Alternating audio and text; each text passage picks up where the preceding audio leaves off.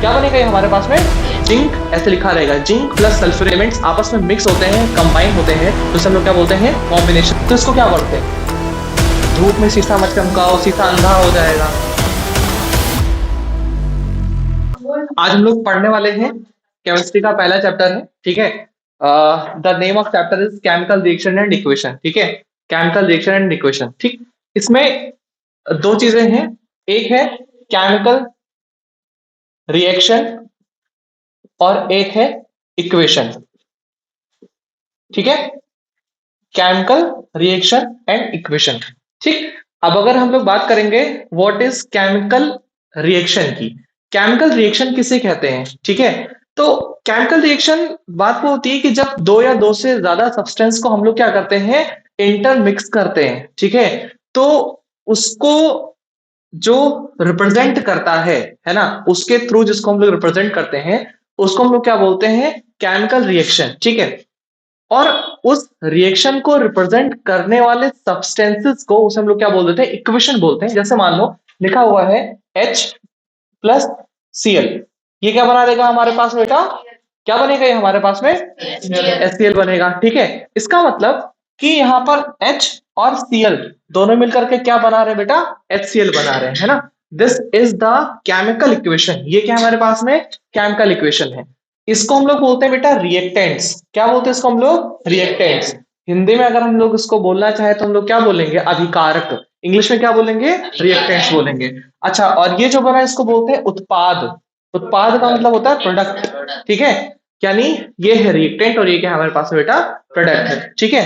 तो अगर देखो इस चैप्टर से पहला क्वेश्चन ये आ सकता है, what is a chemical equation, है ना, सबसे प्यारा क्वेश्चन अगर आएगा 2 नंबर में तो आ सकता है कि what is a chemical equation, ये केमिकल इक्वेशन क्या होता है। तो इसका आंसर क्या होना चाहिए भैया कि हाँ, सिंबॉलिक रिप्रेजेंटेशन ऑफ,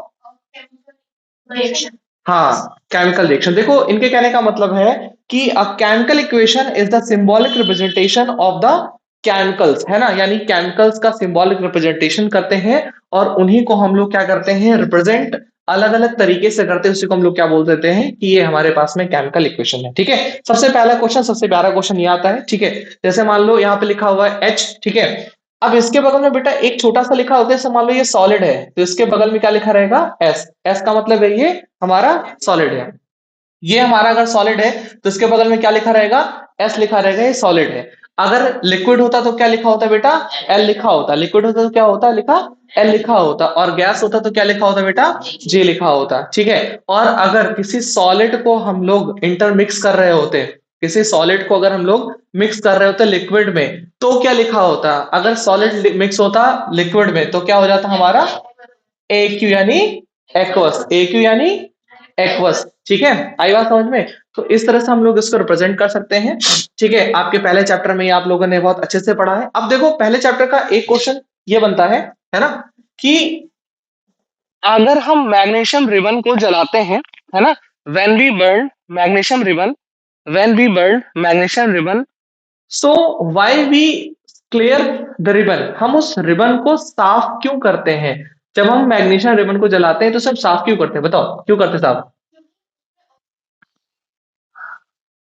ठीक है, क्या होती है भैया, उस पे क्या जल जाती है, ऑक्साइड की लेयर आ जाती है, उसको हम लोग क्या बोल सकते हैं, ऑक्सीडेशन, क्या बोलते हैं बेटा उसको हम लोग, ऑक्सीडेशन। जैसे मान लो यहाँ पर लिखा हुआ है Mg, ठीक, मैग्नीशियम। अब अगर हम इस मैग्नीशियम की रिबन को जलाना चाहेंगे, देखो आपकी बुक में भी इसमें दे रखा है कि जब कभी कोई मैग्नीशियम रिबन होती है, ठीक है, burning of magnesium ribbon in air and collection of magnesium oxide in watch glass, ठीक है। यानी जो मैग्नीशियम रिबन है जब इसको हम लोग बर्न करते हैं तो इस पर एक्चुअली में होती है किसकी लेयर, ऑक्सीजन यानी ऑक्साइड की लेयर हो जाती है, ठीक है। किसकी लेयर होती है बेटा, ऑक्सीजन की लेयर होती है, इसीलिए क्या बन जाता है हमारा, मैग्नीशियम ऑक्साइड बन जाता है। क्या बन जाता है हमारा, मैग्नीशियम ऑक्साइड। तो जब कभी हमें इस मैग्नीशियम ऑक्साइड को बर्न मतलब इसको बर्न करना होता है तो सबसे पहले हम लोग क्या करते हैं, इस मैग्नीशियम यानी सॉरी इस ऑक्साइड की लेयर को हम लोग क्या करते हैं, साफ करते हैं, जिससे हमारा जो मैग्नीशियम हो वो अच्छे से क्या हो सके बेटा, बर्न हो सके। ये पूछा जाता है, ठीक है। अच्छा, इससे एक क्वेश्चन और पूछा जा सकता है जो कि हमने आपको लिखा भी रखा था, है ना, कि जब आप इस मैग्नीशियम रिबन को बर्न करते हो, ठीक है, तो मैग्नीशियम रिबन जो है उसका फ्लेम कैसा होता है भाई, उसका फ्लेम कैसा होता है, डेजलिंग व्हाइट फ्लेम, मतलब ऐसे जैसे स्पार्कल होता है ना, ऐसे छोटी छोटी चिंगारियां वगैरह निकलती रहती हैं, डेजलिंग व्हाइट फ्लेम, ठीक है। अच्छा, और जो एक मतलब चेंज होता है मैग्नीशियम रिबन जलने के बाद, वो किस कलर के पाउडर में चेंज हो जाता है, व्हाइट कलर के पाउडर में चेंज हो जाता है, ठीक है। और ये पाउडर किस चीज का होता है, किसका होता है, ठीक, आई बात समझ, ये मैग्नीशियम ऑक्साइड एमसीक्यू में पूछा जा सकता है कि ये जो लेयर बनी थी, है ना, और मतलब बर्न करने के बाद जो चीज आई हमारे पास में, ये क्या होता है, ये हमारा मैग्नीशियम ऑक्साइड का पाउडर होता है, ठीक है, एमसीक्यू में पूछा जा सकता है, ठीक। ओके, नेक्स्ट देखो इसमें लिखा हुआ है केमिकल इक्वेशन, तो ये देखो केमिकल इक्वेशन राइटिंग करने के बारे में बता रहा है कि what is a chemical equation. अब आप लोग चूंकि साल के अंत में हो तो इतना तो आप लोगों को आता ही होगा कि a symbolic representations of the chemicals, chemicals का सिंबॉलिक रिप्रेजेंटेशन क्या है, केमिकल्स का सिंबॉलिक रिप्रेजेंटेशन क्या कहलाता है, हमारा केमिकल इक्वेशन कहलाता है। जैसे मान लो हमने लिखना है बेटा क्लोरीन, तो हमने लिख दिया Cl। अब हम लोग क्लोरीन कितने बड़े से में लिखते हैं ना, तो ठीक, अगर मान लो हम लोग लिखते बेटा क्लोरीन बड़े से में लिखते तो थोड़ी सी प्रॉब्लम होती, तो इसलिए हम लोग ने क्या लिख दिया बेटा, यहाँ पर सी लिख दिया, ठीक, कैसे लिख दिया हम लोगों ने, यहाँ पर सी लिख दिया। मान लो हाइड्रोजन लिखना है तो हम लोगों ने क्या लिख दिया, सिर्फ और सिर्फ एच लिख दिया। इसी को हम लोग क्या बोल सकते हैं, सिंबॉलिक रिप्रेजेंटेशन, क्या बोल सकते हैं बेटा, सिंबॉलिक रिप्रेजेंटेशन, यानी कभी भी अगर हम केमिकल्स को उनके सिंबल्स के अकॉर्डिंग अगर लिखते हैं, that is called chemical equation, ठीक है, सिंबॉलिक रिप्रेजेंटेशन, ठीक। अब देखो इसमें सबसे पहले बात आती है क्या, राइटिंग का केमिकल रिएक्शन, है ना, केमिकल रिएक्शन को लिखना कैसे है ये आपके लिए मोस्ट इंपॉर्टेंट नहीं है, आपके लिए इंपॉर्टेंट क्या होगा, बैलेंस द केमिकल रिएक्शन, क्या है बेटा, बैलेंस द केमिकल रिएक्शन, आपको इस केमिकल रिएक्शन को बैलेंस कैसे करना। और आपके क्या कहते हैं बुक्स वगैरह में ये बहुत अच्छे से दे रखा है, जैसे लिखा हुआ है जिंक प्लस सल्फ्यूरिक एसिड, है ना, ऐसे लिखा हुआ है zinc plus sulphuric, I think ये आपके उसमें भी आ रखा था, प्री बोर्ड वगैरह पेपर में भी आ रखा था, है ना, जिंक प्लस सल्फ्यूरिक एसिड, ठीक है, जिंक प्लस क्या लिखा हुआ है, सल्फ्यूरिक एसिड, ठीक है, मैं शॉर्ट में लिख रहा हूं, जिंक प्लस क्या है, सल्फ्यूरिक एसिड हो जाएगा, ठीक है। ये क्या बनाता है आपका, हाँ, जिंक सल्फेट, और क्या बनाएगा प्लस आपका हाइड्रोजन गैस, ठीक है। अब ध्यान से समझना, पेपर में आपके ऐसे आ सकता है ना, ऐसे लिखा हुआ आएगा, आपकी डायलॉग ऐसे लिखा हुआ आएगा कि right a balance chemical reaction, आपको एक बैलेंस केमिकल रिएक्शन लिखना है, ठीक है, और उसका बैलेंस केमिकल रिएक्शन कैसे लिखोगे, जिंक ऐसे लिखा रहेगा, जिंक प्लस सल्फ्यूरिक एसिड, तो जिंक को आप सभी पहचानते हो, कैसे लिखते हैं बेटा हम लोग इसको, जेड से, कैसे लिखते हैं, जेड से, प्लस सल्फ्यूरिक एसिड जो इसको कैसे लिखते हैं, कैसे लिखते हैं बेटा, ठीक। अब देखो ये बनेगा हमारे पास में जिंक सल्फेट, यानी Zn SO4, क्या बन जाएगा हमारे पास में, हाँ, Zn SO4, और उसके बाद क्या रिलीज हो जाएगी बेटा, हाँ, H2 गैस जो है वो रिलीज हो जाएगी, ठीक। अच्छा, ये एरो क्यों लगाते हैं, हाँ, अगर कोई गैस इवॉल्व होती है या गैस निकलती है तो हम लोग क्या करते हैं, इस एरो का यूज करते हैं, है ना, that means it evolution of the gases, ये गैसेस इवॉल्व हो रही है, गैस निकल रही है, क्या मेरी इतनी बात समझ में आई आपको, है ना। तो ऐसे आपके एग्जाम में लिखा हुआ आएगा, पूरा डेटा ऐसे लिखा हुआ आएगा, और आपको क्या करना है, इसको मतलब सॉल्व करके दिखाना है। कोई प्रीबोर्ड वाला वो लाए हो, पेपर लाए हो कोई प्रीबोर्ड वाला साइंस का, लाए हो तो लाओ, उसको एक क्वेश्चन से करा देते हैं उससे। इसमें लिखा हुआ है जिंक कार्बोनेट, अभी आपको दे रखा है right a balance chemical equation, 4 number का ये आता है, पहले चैप्टर से 4 नंबर ये आता है, हो सकता है 2 नंबर के एमसीक्यूज पूछ लिए जाए, मैग्नीशियम रिबन का क्वेश्चन पूछ लिया जाए। अगर मैग्नीशियम रिबन आया तो आपका एमसीक्यू नहीं आएगा, और अगर एमसीक्यू आया तो मैग्नीशियम रिबन का क्वेश्चन नहीं आएगा, ठीक है। ये मान के चलो 4 नंबर तो आपके श्योर होते हैं, पक्के होते हैं, ठीक है। इसमें लिखा हुआ है जिंक कार्बोनेट बेटा, है ना, क्या है, जिंक कार्बोनेट, ठीक है, मैं पूरा क्या ही लिखूं, जिंक कार्बोनेट टूटता है किसमें, जिंक ऑक्साइड में, किसमें बेटा, जिंक ऑक्साइड में, और उसके बाद क्या टूटता है बेटा, कार्बन डाइऑक्साइड, है ना, क्या है, कार्बन डाइऑक्साइड, ठीक है। अब बताओ जिंक कार्बोनेट को हम लोग कैसे लिखते हैं, जिंक के लिए Zn, कार्बोनेट के लिए हो गया, ये जाएगा किसमें आपके, जिंक ऑक्साइड, Zn ओ, जिंक का मतलब Zn, ऑक्साइड का मतलब O, प्लस कार्बन मतलब C, डाई का मतलब दो, ऑक्साइड का मतलब O, कार्बन डाई ऑक्साइड यानी CO2। ठीक, तो ऐसा केमिकल रिएक्शन आपके में लिखा रहेगा और आपको ऐसे करके उसको रिप्रेजेंट करना है, नहीं लिखना है। मेरी बात आई समझ में? तो ये 4 नंबर में आता है। ऐसे देखो लिखा हुआ है हाइड्रोजन प्लस क्लोरीन, है ना भाई? देखो क्या लिखा हुआ है, हाइड्रोजन यानी H, क्लोरीन का मतलब Cl, 2 या Cl। बताओ कैसे पता चलेगा कि तुम्हें Cl2 है कि Cl है? Cl2। क्यों Cl2 क्यों होता है? क्लोरीन अकेला बॉन्ड नहीं बना पाएगा।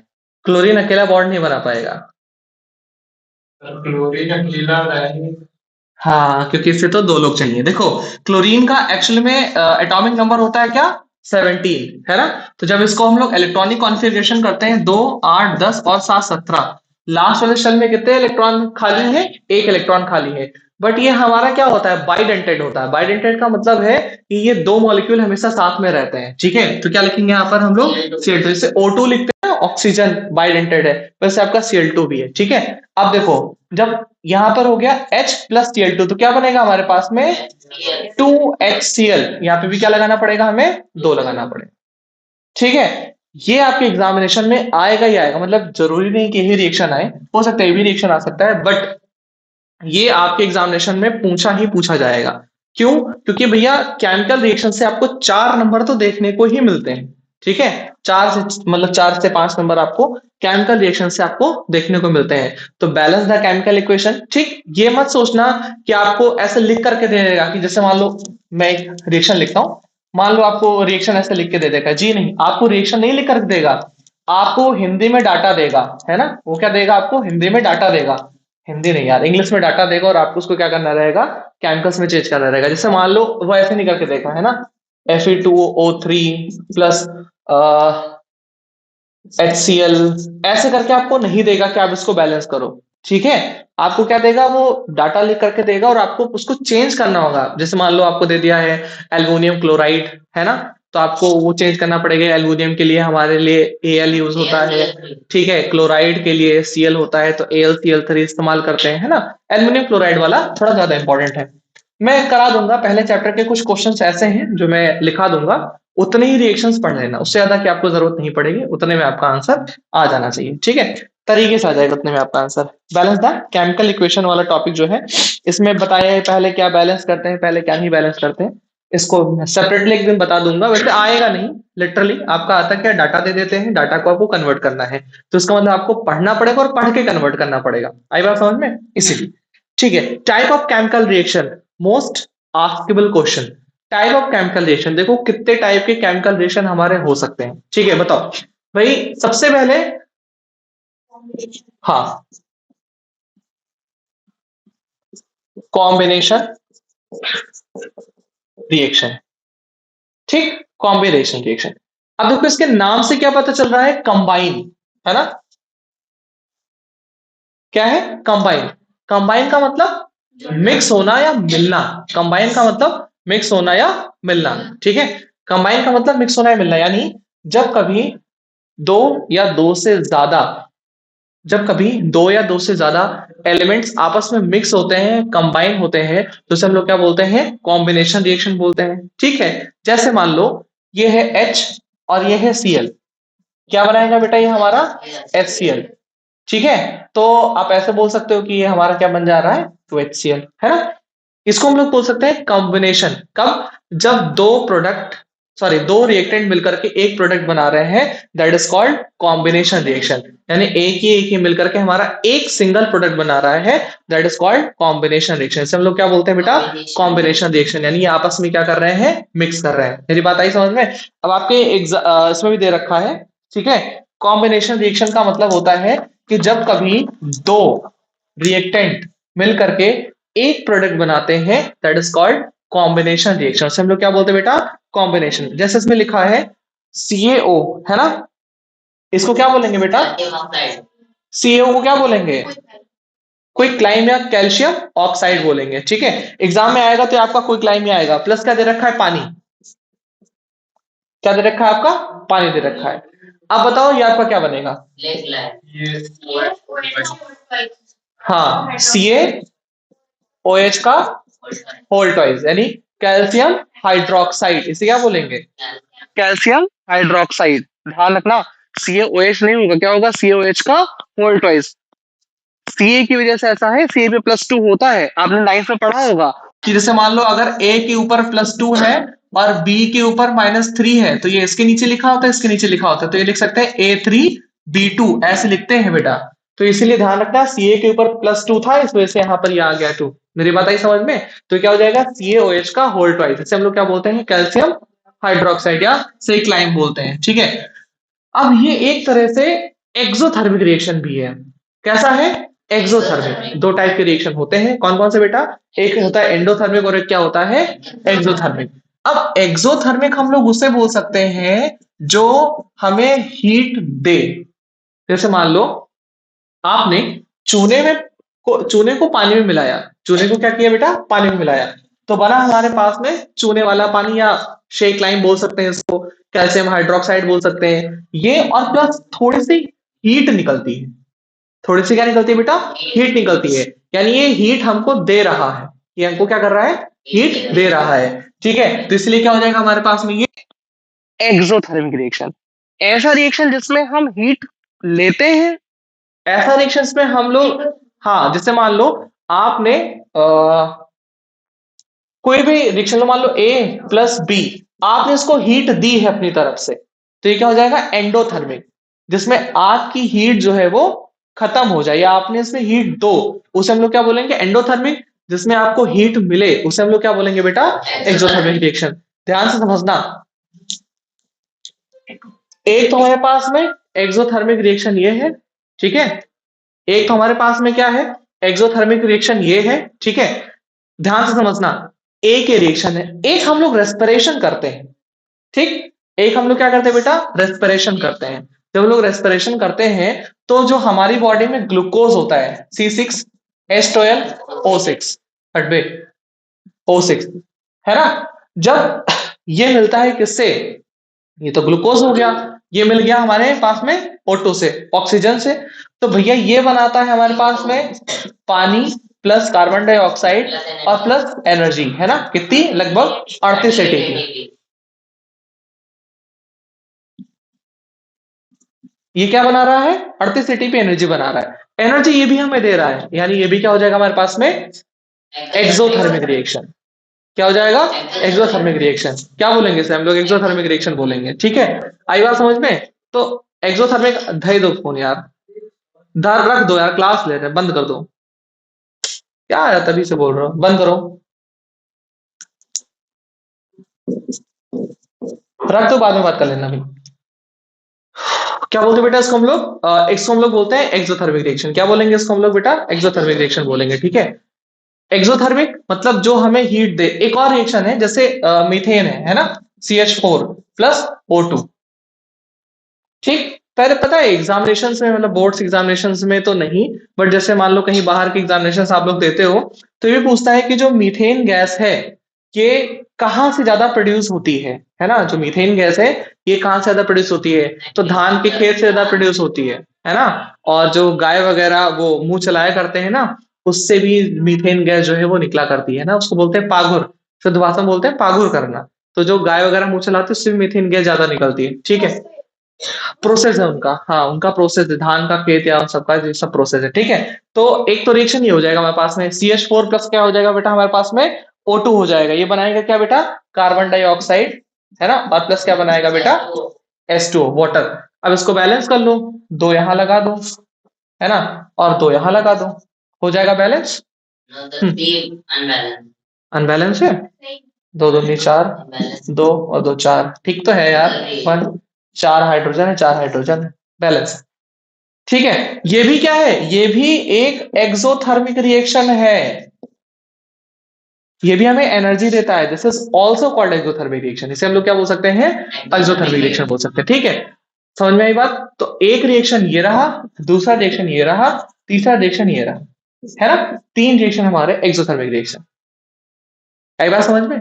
ये बहुत पूछे जाते हैं एग्जामिनेशन में, what is exothermic reaction, what is endothermic reaction. Exothermic में इन तीनों में से आप कोई भी लिख सकते हो। मुझे सबसे सस्ता ये लगता है, और ये भी सस्ता ही है यार, क्या महंगा है इसमें, CH4 है, O2 मिला दो, कार्बन डाइऑक्साइड और पानी बना लो। कार्बन डाइऑक्साइड और पानी इसमें भी बन रहा है ना। तो तीनों रिएक्शन आप पढ़ लेना, अगर एग्जामिनेशन पे आते हैं व्हाट इज एक्सोथर्मिक रिएक्शन, तो आप इसमें से कोई एक रिएक्शन चेप आना या दो रिएक्शन चेप देना। एग्जामिनर भी खुश हो जाएगा कि चलो इसको दो दो रिएक्शन आता है ना। तो ये देख लेना बैलेंस है या नहीं बैलेंस है। ठीक है, आई बात समझ में। बैलेंस की चीजें आप लोग जो है थोड़ा सा ध्यान देना कि बैलेंस है या नहीं बैलेंस है। तो समझ गए। टाइप ऑफ रिएक्शन में सबसे पहला हम लोगों ने देखा कॉम्बिनेशन रिएक्शन। क्या देखा बेटा? कॉम्बिनेशन। कॉम्बिनेशन का मतलब होता है कि जब कभी दो रिएक्टेंट्स मिलकर के एक प्रोडक्ट बनाते हैं, that is called combination reaction. उसे हम लोग क्या बोलते हैं बेटा? कॉम्बिनेशन रिएक्शन बोलते हैं। ठीक है, कंबाइन करना, मिक्स करना आपस में, that is called combination reaction. उसे हम लोग क्या बोलेंगे? कॉम्बिनेशन रिएक्शन बोलेंगे। पहली बात। दूसरी बात, कॉम्बिनेशन रिएक्शन में ही आता है एक्सोथर्मिक और एंडोथर्मिक। ठीक है, हम लोगों ने आपको क्या बात करी बेटा? एक्सोथर्मिक, यानी जिसमें जो एनर्जीज होती हैं वो रिलीज होती है, that is called exothermic reaction. उसे हम लोग क्या बोलेंगे बेटा? एक्सोथर्मिक रिएक्शन बोलेंगे। ठीक है, ये क्या हो गया हमारे पास में? एक्सोथर्मिक रिएक्शन हो गया। ओके, देखो इसमें दे भी रखा है एनसीईआरटीज वगैरह में, है ना, दे रखा है एक मतलब अच्छा, बर्निंग ऑफ कोल, ये भी आपका कॉम्बिनेशन रिएक्शन का एग्जांपल है। पहला एग्जांपल दे रखा है बर्निंग ऑफ कोल और formation of water by the hydrogen and oxygen. Burning of coal है ना, C+O, ये क्या है आपका? CO2। बट ध्यान से समझना, इसको आप एक बार तो एनर्जी देते ही देते हो, है ना। इसको आप एक बार एनर्जी भाई जलाते तो हो। भाई जब कोयला लेकर के आओगे तो ऐसा तो है नहीं कि आप उसको रख दो बस वो तुरंत अपने आप जलने लगा। आप उसको एक बार एनर्जी दोगे ना भाई, एक बार तो आप उसको हीट करोगे ही, एक बार तो आप उसको एनर्जी दोगे ही दोगे, उसके बाद फिर वो अपने आप जलता है। ठीक है, तो इसका मतलब आपने इसको क्या दी है? एक बार एनर्जी दे रखी है। ठीक है, उसके बाद formation of water from hydrogen oxygen, hydrogen और ऑक्सीजन से वाटर का फॉर्मेशन, ये सारे कॉम्बिनेशन रिएक्शन के टाइप है बेटा। ठीक है, ग्लूकोज वाला भी दे रखा है ना, 6 कार्बन सॉरी 6 ऑक्सीजन का एग्जांपल दे रखा है। तीनों रिएक्शन आपके सामने सामने दे रखे हैं। ठीक, तो इसको पढ़ लेना। ओके, अगला है बेटा डीकंपोजिशन रिएक्शन। बताओ क्या है डीकंपोज का मतलब, क्या होता है? हाँ, देखो पहली चीज तो डी, डी का मतलब है तोड़ना। डी का मतलब है तोड़ना। कंपोजिशन का मतलब है जो आपस में एक साथ रहते हैं। ठीक है, कंपोजिशन का मतलब है जो आपस में एक साथ रहते हैं उनको तोड़ देना, इसे हम लोग बोलते हैं डीकंपोज। डी का मतलब तोड़ना, और कंपोज का मतलब होता है एक साथ। जैसे आप लोग इंग्लिश का वो लिखते हो ना, तो बोलते हो कि the writer compose this poem, है ना, राइटर ने इस पोयम को कंपोज किया है, एक साथ किया है, रखा है, लिखा है। तो कंपोज का मतलब एक साथ, डी का मतलब तोड़ देना। यानी जब कभी एक रिएक्टेंट को तोड़ के दो या दो से ज्यादा प्रोडक्ट बनाए जाते हैं, whenever a single reactant break down into two और more than two product, that is called decomposition reaction. उसे हम लोग क्या बोलते हैं बेटा? डीकंपोजिशन रिएक्शन बोलते हैं, जब कभी एक सिंगल प्रोडक्ट से हम दो या दो से ज्यादा प्रोडक्ट बना लेते हैं। लेट सपोज, जैसे मान लो एग्जामिनेशन में अच्छा देख रखा है FeSO4, है ना। FeSO4 बहुत बढ़िया एग्जाम्पल है ना, और बहुत आसान भी है। आप इसको याद भी मस्त कर सकते हो। भाई देखो FeSO4, इसको क्या बोलेंगे बेटा? है, क्या बोलेंगे? हाँ, इसको हम लोग बोलते हैं फेरस सल्फेट। पता है जब आप लोग 11 12 में पहुंचोगे ना, तो इसका आपको ऑक्सीडेशन नंबर भी निकालने को आएगा कि इसका ऑक्सीडेशन नंबर क्या होता है ना। अभी तो आप लोगों ने सिर्फ ऑक्सीडेशन रिडक्शन सीखा है ना। आगे क्लास में आपको ऑक्सीडेशन रिडक्शन के बारे में बहुत सारी चीजें बताई जाएंगी। तो ये क्या हमारा, ये फेरस सल्फेट है। अब फेरस सल्फेट को हम लोगों ने क्या किया बेटा? हीट किया, है ना। हीट के लिए मैं ट्राइंगल लगा दे रहा हूं, दिस इज मींस हीट। ठीक है, तो फेरस सल्फेट अब ये किस में जा रहा है बेटा? किस में टूट रहा है आपका, बताओ? फेरिक ऑक्साइड, यानी Fe2O3, है ना। Fe2O3 फेरिक ऑक्साइड में टूट रहा है। उसके बाद क्या टूट रहा है? SO2 में टूट रहा है। और उसके बाद किस में टूट रहा है? SO3 में टूट रहा है ना। बहुत अच्छा एग्जांपल है। ठीक, अभी देखो बैलेंस नहीं है ना, अब इसको आप बैलेंस कर लो। कैसे बैलेंस होगा? यहाँ पे क्या लगाओगे? दो लगा दो। अब देखो दो ये हो गया, दो यहां पर है ही। ठीक है भाई, दो सल्फर हो गया, एक सल्फर यहां है, एक सल्फर यहां है, दो सल्फर भी हो गया। अब ऑक्सीजन कितना हो गया? 4 2 जा 8 ऑक्सीजन हो गया। अब देखो 3 और 2 कितना हो गया, 5, 5 और 3 8, बैलेंस। ठीक, तो एक छोटा सा 2 लगाने पे हमारे पूरा का पूरा जो मैनेजमेंट है वो बराबर हो गया। क्लियर हो गई बात, कोई दिक्कत तो नहीं है ना? पक्की वाली बात कि ये हमारा फेरस सल्फेट जो था, है ना, ये हमारा 3 पार्ट्स में टूट गया, यानी डीकंपोज हो गया। एक रिएक्टेंट जो है वो 2 या 2 से ज्यादा प्रोडक्ट्स में टूट गया, that is called decomposition reaction. इसे हम लोग क्या बोलते हैं बेटा? डीकंपोजिशन रिएक्शन बोलते हैं। क्या बोलते हैं इसको हम लोग? डीकंपोजिशन रिएक्शन बोलते हैं। कोई दिक्कत बेटा किसी को? ऐसे CaO का भी दे रखा है डीकंपोजिशन में, एक और एग्जांपल। बट ये एग्जांपल है, याद कर लो, अगर एग्जामिनेशन में आता है यही एग्जांपल आप लोग लिखना है, ठीक है? अच्छे नंबर देगा एग्जामिनर आपको इसके, क्योंकि देखो एग्जामिनर भी समझता है कि आप किस लेवल के हो। जिस लेवल का आप एग्जाम्पल लिखते हो उस लेवल का आपको नंबर भी अच्छा मिलता है। अगला है बेटा CaCO2, है यही तो लिखा है। अच्छा, CaCO3, इसको क्या बोलते हैं बेटा? कैल्शियम कार्बोनेट, कैल्शियम कार्बोनेट, ठीक है। अच्छा, ये ध्यान रखना, मतलब ये बोला क्यों जाता है, जैसे लिखा है कार्बन डाइऑक्साइड लिखा है, तो इसने ऑक्साइड, ऑक्सीजन ने ही क्यों अपना नाम बदला? कार्बन ने तो अपना नाम बदला ही नहीं, ऑक्सीजन ने तो, इस ऑक्साइड तो हो गया, हुआ नहीं हुआ? जैसे हाइड्रोक्लोरिक एसिड, इसमें तो दोनों ने अपना नाम बदल दिया, है ना, लेकिन इसमें सिर्फ किसने बदला? ऑक्साइड ने अपना नाम बदला, ऑक्सीजन ने नाम बदला। इस वजह से ऐसा होता है क्योंकि ये ज्यादा नेगेटिव होता है, और जो ज्यादा नेगेटिव सब्सटेंस होता है वो अपना नाम तुरंत चेंज कर लेता है। इसमें दोनों बराबर के नेगेटिव व्यक्ति हैं, इसलिए दोनों ने अपने अपने नाम को क्या कर लिया है बेटा? बदल लिया। ये आप सब सीखोगे 11th क्लास में, अप्लाइड केमिस्ट्री जब आप पढ़ते हो इनऑर्गेनिक वाले सिस्टम से, तो आप ये सब पढ़ते हो उसमें, ठीक है, क्योंकि वहां पर यही सारी चीजें बताई जाती हैं। जैसे आप मान लो टॉस में गए तो टॉस में आपको केमिस्ट्री के रिएक्शंस वगैरह पढ़ाए जाते हैं, बट 11th में आपको ये एप्लीकेशंस के बताए जाते हैं कि how we change the name, हम नेम कैसे चेंज करते हैं, क्या लिखते हैं क्या नहीं लिखते हैं, ये सारी बात होगी। इसलिए इसको हम लोग क्या बोलते हैं? Calcium carbonate. क्या होगा? कैल्शियम कार्बोनेट, ठीक है। अच्छा, उसके बाद एक छोटा सा क्वेश्चन और पूछते हैं बेटा, अगर ये ऐसे लिखा होता तो इसको क्या बोलते हैं? कैल्शियम कार्बोनेट, क्या बोलते हैं इसको हम लोग? कैल्शियम कार्बोनेट और डेका हाइड्रेट। एक छोटा सा और क्वेश्चन, अगर ये ऐसे लिखा होता तो क्या बोलते हैं इसको? कैल्शियम कार्बोनेट हेवी हाइड्रेट, ठीक है। आई बात समझ में? गुड।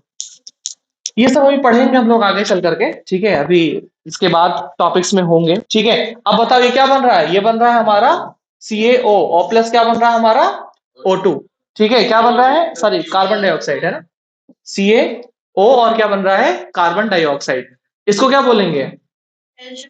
कैल्शियम ऑक्साइड, और ये हमारा तो है कार्बन डाइऑक्साइड। आई बात समझ में? तो ये इंपॉर्टेंट है ये भी। This is also decomposition reaction, इसे हम लोग क्या बोलेंगे? डीकंपोजिशन रिएक्शन, ठीक है। मेरी बात आई समझ में? किसी कोई दिक्कत तो नहीं है? ठीक है, ओके। ये हो गया बेटा milk of, sorry milk of magnesia नहीं, मतलब कैल्शियम कार्बोनेट का हम लोगों ने बना लिया।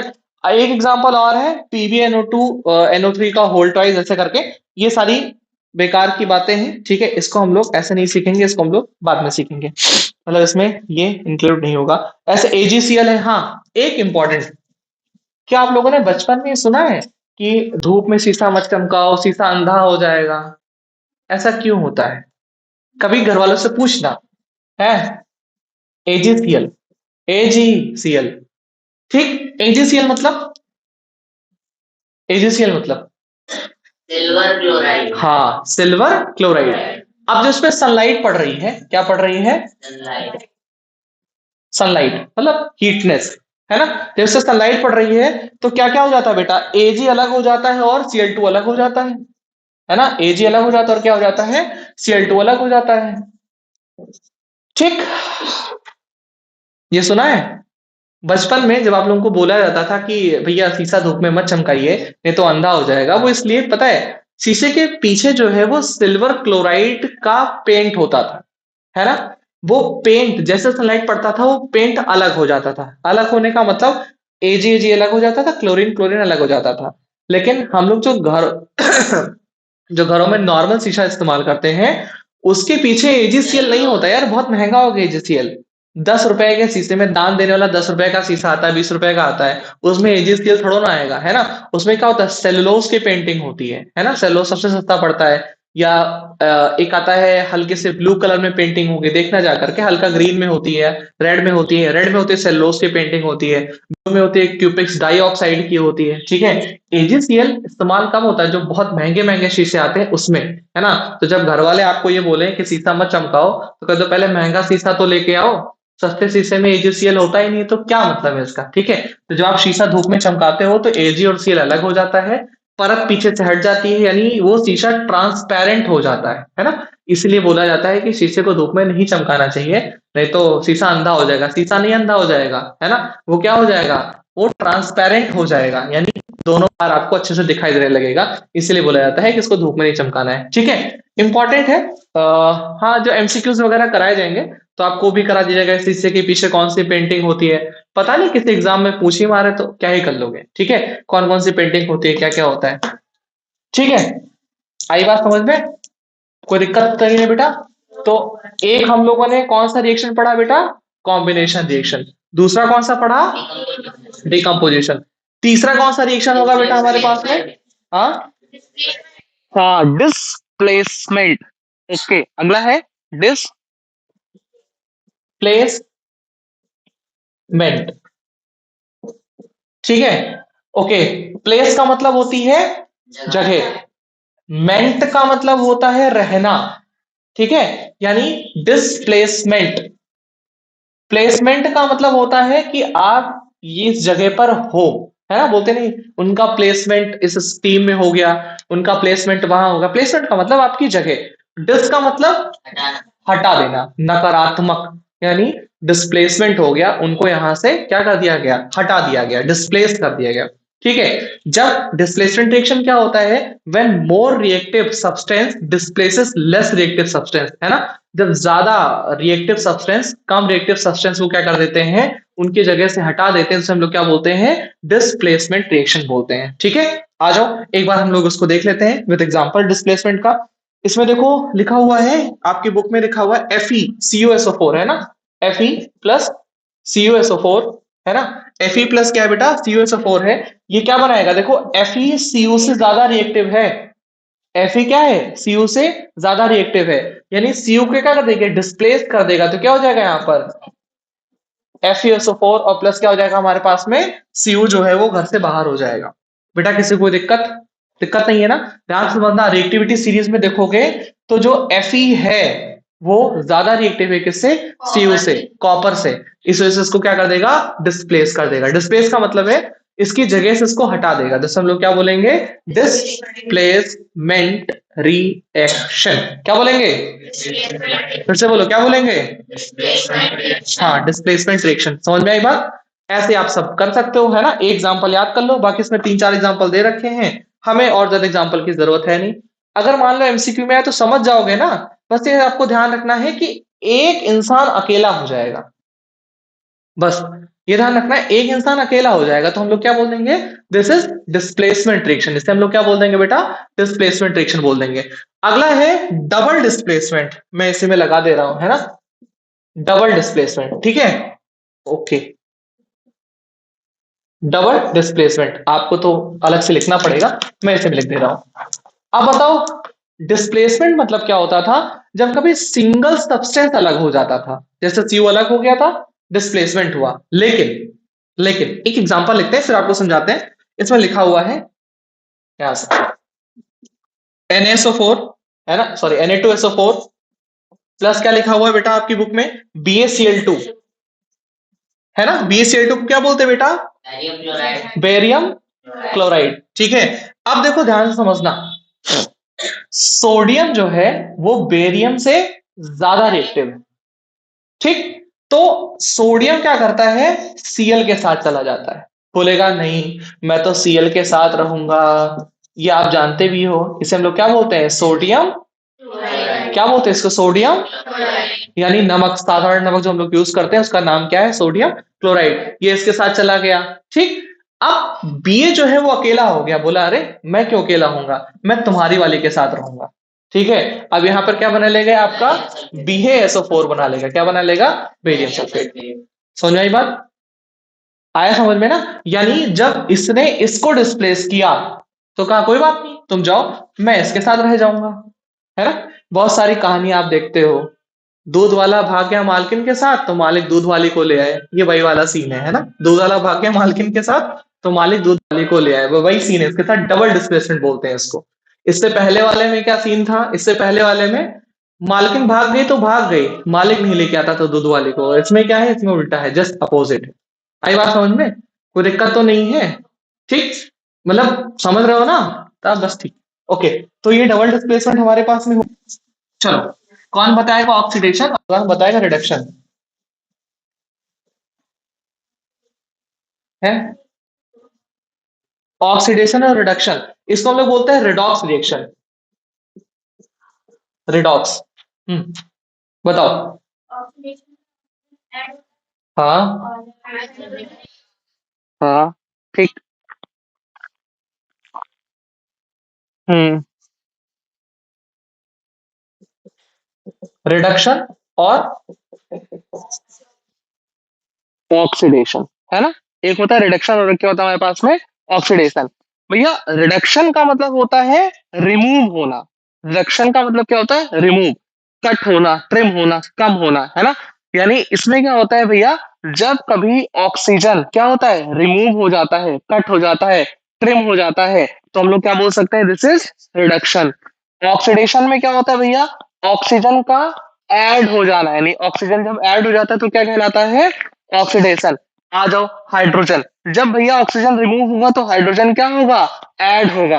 यानी अगर हाइड्रोजन ऐड हो रहा है तो क्या हो जाएगा हमारा, रिडक्शन। इसमें क्या है भैया, इसमें क्या हो जाएगा भैया, या तो हाइड्रोजन क्या हो बेटा, रिमूव हो, तो क्या हो जाएगा हमारा, ऑक्सीडेशन। हम लोगों को सिर्फ ये पैरा पढ़ना है, ऊपर वाली चीज हमारे काम की है, सिर्फ ऊपर वाली चीज हमारे काम की है, नीचे हमारे अभी काम की नहीं है, अभी 10th क्लास में आपके काम की नहीं है। ठीक है, इसी ऑक्सीडेशन रिडक्शन को जब आप 11th में पढ़ोगे ना, 5 प्रकार से ऑक्सीडेशन रिडक्शन पढ़ाया जाएगा, यही ऑक्सीडेशन रिडक्शन 5 टाइप में पढ़ाया जाएगा। ठीक है, तो ये सारे नियम होते हैं इसके, ठीक, वो नियम के अकॉर्डिंग आपको ये पढ़ाया जा रहा है कि भैया ये नियम है, बट अभी वो नियम आपके लिए काम नहीं है, आपको सिर्फ इतना पढ़ना है, ऑक्सीजन हट जाए रिडक्शन, ऑक्सीजन ऐड हो जाए ऑक्सीडेशन। समझ में आई बात, ऑक्सीजन हट जाए रिडक्शन, ऑक्सीजन ऐड हो जाए ऑक्सीडेशन।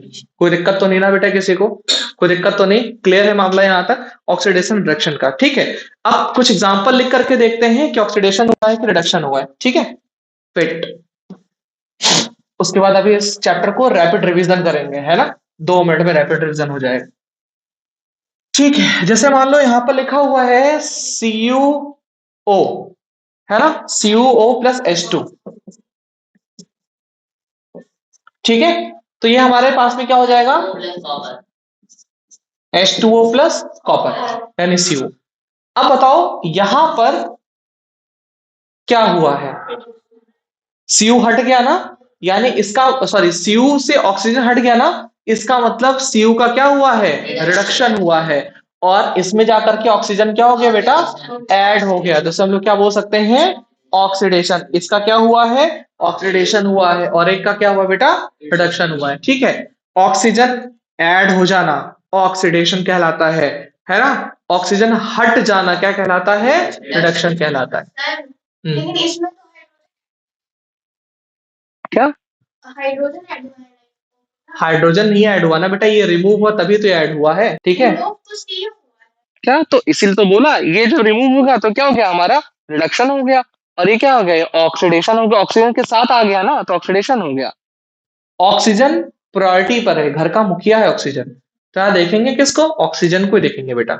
ठीक है, तो रिडक्शन ये हो गया, इसका रिडक्शन हो गया और इसका क्या हो गया हमारा, ऑक्सीडेशन हो गया। पहले आपके सिलेबस पे एजेंट भी हुआ करता था, reducing agent, oxidising agent, but अब एजेंट नहीं है, तो आपको इसमें दिमाग खपाने की जरूरत भी नहीं है। इसी में से एजेंट होता था कि CuO जो है एजेंट है आपका, कौन सा रिड्यूसिंग एजेंट है, बट नहीं, अब आपको पढ़ने की जरूरत नहीं है ना, आपको ऑक्सीडेशन और रिडक्शन ही समझना है और कुछ नहीं समझना है। ठीक है, इस रिएक्शन को हम लोग बोलते हैं रिडॉक्स रिएक्शन, और इसमें जो एरो लगता है ना बेटा, वो ऐसे का एरो लगता है, मतलब ये रिवर्सिबल प्रोसेस है। इधर से इधर भी जा सकते हैं, इधर से इधर भी जा सकते हैं। This is reversible process. हम लोग क्या बोल सकते हैं बेटा, ये रिवर्सिबल प्रोसेस है, इसी को हम लोग बोलते हैं ऑक्सीडेशन रिडक्शन या रिवर्सिबल प्रोसेस। कोई दिक्कत तो नहीं बेटा किसी को, दिस इज रिवर्सिबल प्रोसेस। ठीक है, ये हो गया ऑक्सीडेशन रिडक्शन। अब देखो ध्यान से समझना, इसमें एक लिखा हुआ है आपके टॉपिक में, एग्जाम्पल में CO दे रखा है और भी MnO2 दे रखा है ना, HCl। एक मैं करा देता हूं ताकि आपको अच्छे समझ में आ जाए। Wait.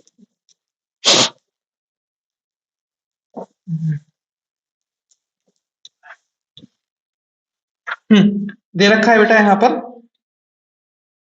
MnO2 है ना, MnO2 प्लस HCl। ठीक है, MnO2 प्लस HCl, ये क्या बनाएगा MnCl2 है ना, ये क्या बनाएगा आपका MnCl2 और प्लस क्या बनाएगा बेटा H2O यानी पानी बनाएगा। ठीक है, क्या बनाएगा बेटा H2O और प्लस क्या बनाएगा Cl2 गैस। क्या बनेगी Cl2 गैस। Cl 2 2 4 4 लगा दो, आपका काम हो जाएगा, है ना। यहां भी हमको लग रहा है 2 लगाना पड़ेगा तो ही काम होगा। ठीक है, अब बैलेंस हो गया। अब यहां पर देखो ध्यान से समझना भाई, Mn जो है, Mn है ना, यहां से यहां पहले इनके पास ऑक्सीजन था, फिर क्या, फिर ऑक्सीजन गायब हो गया, है ना, ये सुधा बड्डे बड्डे वाला। अब ये जो ऑक्सीजन यहां से गायब हो गया तो क्या हो गया हमारे पास में, रिडक्शन हो गया। क्या हो गया, रिडक्शन। समझ में आई बात। तो यहाँ पे रिडक्शन का एग्जांपल है, आप चाहो तो लिख सकते हो, इजी है, कोई दिक्कत वाली बात नहीं है। तो ऑक्सीडेशन रिडक्शन हम लोगों ने दोनों पढ़ लिया। ठीक है, अब बात आती है यहाँ पर एक है करेजन। ठीक है, कोरिजन आप लोगों के सिलेबस में कोरिजन का क्या कहते हैं फॉर्मूला नहीं है ना। फॉर्मूला आपको याद करने की भी जरूरत नहीं है, सिलेबस में नहीं है तो नहीं है, बट अगर लिख दोगे तो अच्छी बात है, नहीं तो कोई बात नहीं। देखो कोरिजन का मतलब क्या होता है कि जब कभी कोई मेटल है ना, वो ऑक्सीजन से क्या कर जाए, संपर्क में आ जाए। तो जब कभी कोई मेटल जो होता है वो ऑक्सीजन से संपर्क में आके ऑक्सीडाइज हो जाए तो उसे हम लोग क्या बोलते हैं, कोरिजन बोलते हैं। ठीक है, चाहे वो Fe हो मतलब लोहा हो, चाहे वो सीयू हो, कॉपर हो, सारे मेटल्स क्या होते हैं, ऑक्सीडाइज होते हैं, यानी सारे मेटल क्या होते हैं, वो करेड हो जाते हैं। ठीक है, तो आपको इतना ध्यान रखना है कि when ever any metal comes to contact with wetness और moist air है ना, it will be correct। तो क्या हो जाता है, करेक्ट हो जाता है, मतलब उसकी जो शाइनी सरफेस होती है वो खत्म हो जाती है। ठीक है, जैसे कॉपर है, जब कॉपर करेक्ट होता है तो किस कलर का होता है, ग्रीन कलर का होता है। ठीक है, और जब लोहा है ना, आयरन जब करंट होता है तो किस कलर का होता है, रेडिश ब्राउन। उससे क्या बोलते हैं बेटा, रेडिश ब्राउन बोलते हैं। ठीक है, ये सारी बातें मैंने आपको आपके नोट्स में लिखा रखी है। ठीक है, अगला बेटा रेंसिडिटी। कौन बताएगा रेंसिडिटी क्या होता है। हाँ हाँ, ठीक, ध्यान देना, जब हम लोग खाना जो बना करके रखते हैं उसमें जो ऑयल और जो फैट होते हैं ना, वो जो ऑक्सीजन से संपर्क में आते हैं, come with contact of oxygen, they will be oxidised. वो क्या हो जाते हैं, ऑक्सीडाइज। और ऑक्सीडाइज होने के बाद उसमें लग जाते हैं फंगस, फफूंदी, और वो हो जाते हैं खराब। देखो गर्मियों के समय पे दाल जो रखी होती है वो क्यों खराब होती है, क्योंकि वो ऑक्सीडाइज हो जाती है। उसी को जो हम लोग फ्रिज या फ्रीजर में रख देते हैं, जैसे टेम्परेचर उसका डाउन हो जाता है तो तुरंत ऑक्सीजन की जो एक लेयर होती है वो उसके ऊपर नहीं जम पाती है, इसीलिए वो क्या हो जाता है हमारे लिए, मतलब मेंटेन रहता है। बट अगर उसको ओपन एयर में रख दो तो जैसे वो क्या कहते हैं और चीजों से ऑक्सीजन को गेन करता है, तुरंत हो जाता है ऑक्सीडाइज, और ऑक्सीडाइज होने के बाद वो पूरी की पूरी दाल जो है बदबू करने लगती है और खराब हो जाती है। मुझे बताइए समझ में। तो अब इसे बोल सकते हो कि जब कभी कोई भी मतलब फैट या ऑयल है जब वो ऑक्सीडाइज हो जाता है तो उसे हम लोग क्या बोल सकते हैं कि ये खराब हो गया, दैट इज कॉल्ड रेंसिडिटी। है ना, ऐसे ब्रेड पे फफूंद लग जाता है, रोटी वगैरह भी खराब हो जाती है ना, फफूंद लग जाती है, दाल खराब हो जाती है, सब्जी जो है वो खराब हो जाती है।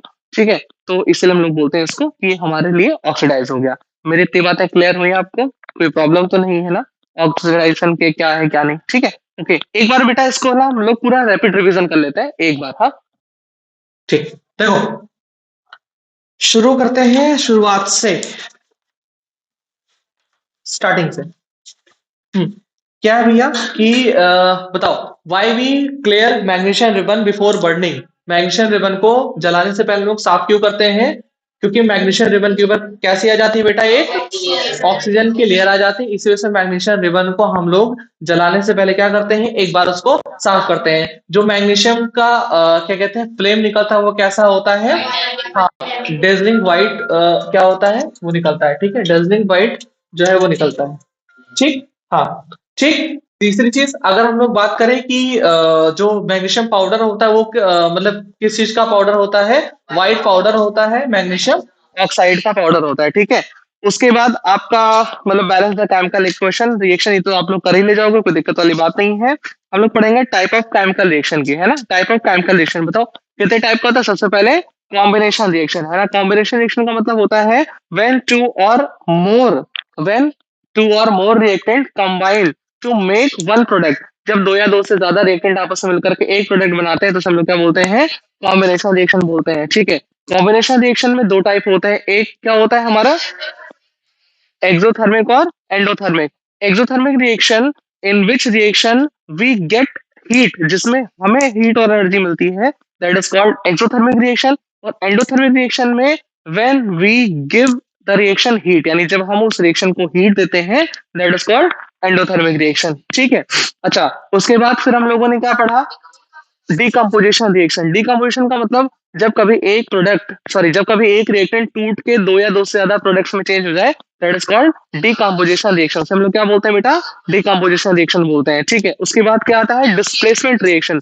डिस्प्लेसमेंट का मतलब होता है when more reactive substance displaces less reactive substance, that is called displacement reaction. And then double displacement reaction आता है। डबल डिस्प्लेसमेंट में क्या होता है, when when both substance are reactive and get to each other, यानी जब वो एक दूसरे के साथ चले जाए तो उसे हम लोग क्या बोलते हैं, डबल डिस्प्लेसमेंट रिएक्शन बोलते हैं, ठीक है। उसके बाद क्या आता है, ऑक्सीडेशन और रिडक्शन। ऑक्सीडेशन का मतलब होता है when oxygen is added, when oxygen is added, that is called oxidation. Reduction का मतलब क्या होता है, when ऑक्सीजन इज रिड्यूस्ड, यानी जब ऑक्सीजन क्या हो जाता है, रिड्यूस हो जाता है, उसे हम लोग क्या बोलते हैं, रिडक्शन। करेशन क्या होता है, व्हेन मेटल, है ना, come contact with moist and wet air, है ना, जब वो क्या कहते हैं मॉइस्ट एयर के कांटेक्ट में आती है, इट विल बी करेंट। उसके ऊपर एक मतलब सरफेस पर एक ऑक्सीजन की लेयर आ जाती है। कॉपर में ग्रीन कलर की होती है, मेटल्स में ये जैसे Fe है तो उसमें रेडिश ब्राउन कलर की लेयर होती है, दैट इज कॉल्ड करेशन। अगला आता है बेटा रेंसिडिटी, है ना। When oil fat and when oil fats and oils are contact with oxygen, it will be मतलब इट विल बी रीड, खराब हो जाते हैं, टेस्टलेस हो जाते हैं, बदबू आने लगती है उसके अंदर से, दैट इज कॉल्ड रेंसिडिटी। तो पूरा चैप्टर हम लोगों ने इसको खत्म कर लिया, ऑलमोस्ट 1 घंटे से भी कम लगे, ठीक है।